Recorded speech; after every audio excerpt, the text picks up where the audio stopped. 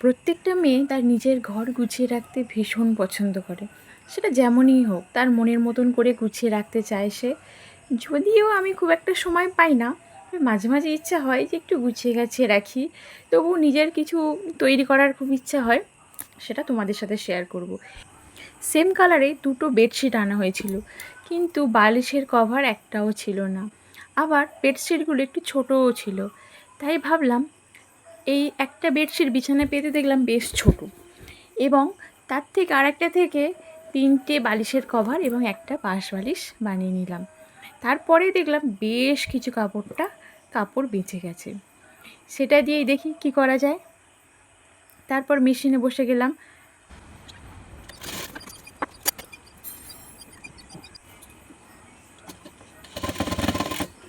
দেখো তো বালিশের কভারটা কেমন হয়েছে।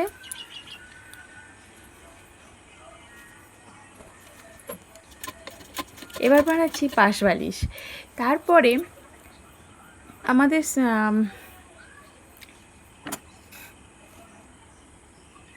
এইবার দেখো ফাইনাল লুক কেমন লাগছে। দেখো নিজের হাতে বানানো বালিশের কভার, এবং আমাদের হোম থিয়েটারের ঢাকনাটাও বেশ সুন্দর লাগছে। ছোট্ট মতন একটা ঢাকনা কুচি দিয়ে বানিয়েছি।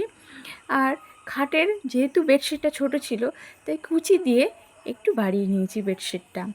কমেন্ট করে অবশ্যই বলবে আমার বিছানাটা কেমন লাগছে এবং এই কাজটা কেমন হয়েছে। Thank you.